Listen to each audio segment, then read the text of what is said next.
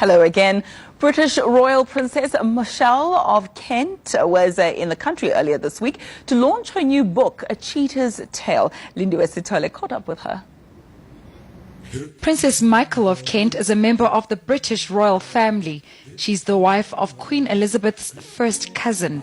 She's launched her third book called A Cheetah's Tale, focusing on her life, her travels she took through Africa during the 1960s, and how she fell in love with cheetahs and the wildlife. Princess Michael, it's such an honor to meet you, I have to say. I don't think I've met a British royal in my life. This is my first time. Well, you're very kind, but I've been coming to your beautiful country since long before you were born, and it's always a thrill and an honor to come here. You're launching your book, A Cheetah's Tale. In the book, it's quite interesting that you mentioned that you lived in Mozambique for a while with your dad, at your dad's farm. How was that experience? What was it like growing up in that country? Well, to be honest with you, I was never going to live there. My mother was, my parents were divorced, and my mother was very keen that my father shouldn't keep me, and so she wouldn't let me go until I finished school. And of course, I landed in Johannesburg, and I drove with my father from Johannesburg to Mozambique because he was bringing a puppy for me from Johannesburg, a boxer puppy, a sort of bribe, I think, to get to know the daughter, because we didn't know one another at all. But arriving in Mozambique, after all, I had this long drive, fascinated by the countryside, the animals. I'd seen some in the zoo, but it's not the same thing, is it? Absolutely not. And I was absolutely enchanted by it. And I tell in the book about the journey. Is this where you start forming that special bond with the cheetah cub? Well, my stepmother, as I say, was very kind and very clever. And she thought it would be good for me to bond with my father, so that knowing how good he was in the bush, and he knew so much about animals that had been his life in Europe and then in Africa, so that we should go on safari together. And so we did. And that was my first seeing animals in Africa, and that was remarkable. But then when we came back, we hadn't been back very long, when a chief of a village on his land came to say, "Boss, will you shoot a cheetah that's been taking children from the village?" And my father said, "Well, cheetahs don't eat humans. They don't eat humans." "Well, this one's had a leg caught in a trap and can't hunt." So it has. So he went with his two African hunters. You see, we had tsetse fly there, which meant no domestic cattle at the time. So we hunted game, so for food. So we had two African hunters who shot small game for our food. And he went with these two African hunters and me, because cheetahs, I'm sure you know, they hunt early in the morning and in the evening. So this was evening, so if it was going hunting for a baby, this would be the time. So we went and waited outside the village, and sure enough, this cheetah appeared, dragging a hind leg. And so my father said, "This animal can't live, you know, it can't hunt for itself." And he shot it. And though my first sight of a cheetah, which I've worshipped cheetahs all my life, is a dead one. And when we turned the body over, we saw she was lactating. She had cubs.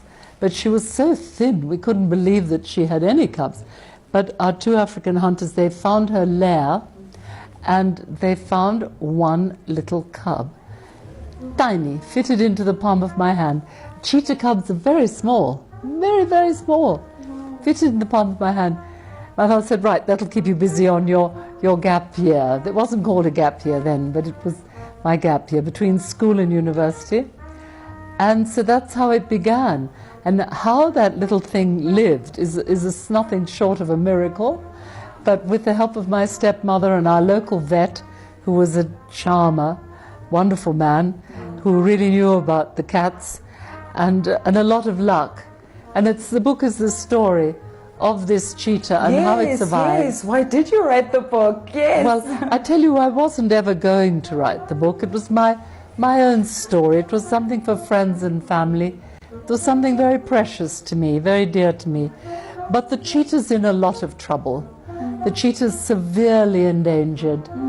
And therefore, I was persuaded by the two cheetah organizations, of which I'm the royal patron in Africa, to draw awareness. You know, awareness is the first step in conservation.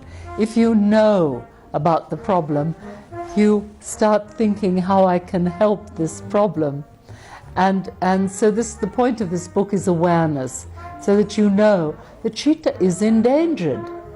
Everyone knows it's fast and beautiful, but how many people know it's endangered? I don't think a lot of people know. I mean, please do give us a picture of it so that we know what the plight of the cheetah is.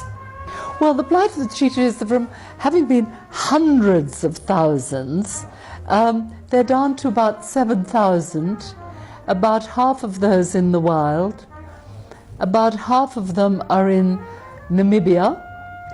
Savannah is the natural countryside for a terrain for a cheetah. The problem they have there is it's easier for a cheetah to take a goat than to go and hunt an antelope. So it'll take a goat from a farmer. Farmer's not pleased. Farmer shoots the cheetah. You said you are part of two organizations, Yes. one in South Africa and the other in One in Namibia. to raise awareness about the cheetah. What do the organizations do? Right. Well, in South Africa, it's the Hoedspruit Endangered Species Center, the HESC. It's quite a mouthful. And that's up in the north at Hoedspruit, which has relatively little rainfall and therefore not much in the way of farming. And we've been releasing cheetahs there. We breed there. Now, cheetahs don't breed in captivity.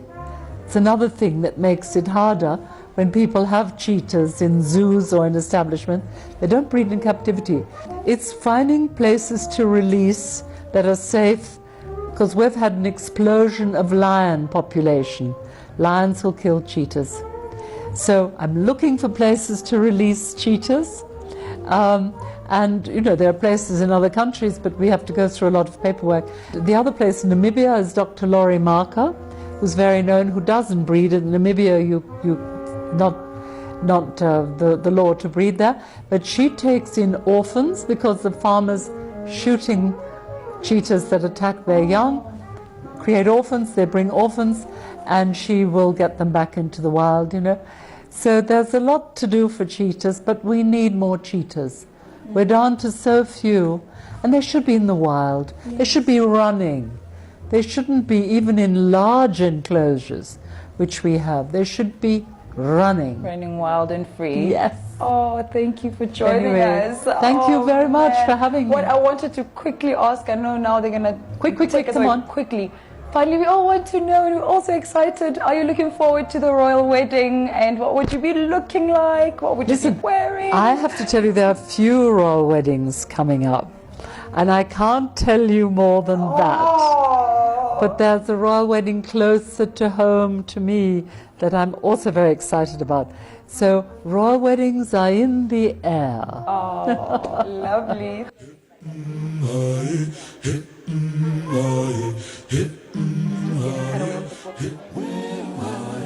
All right, what a beautiful interview and quite informative as well. And I must quickly apologize. I did call the royal Princess Michelle as opposed to Princess Michael. You learn something new every day.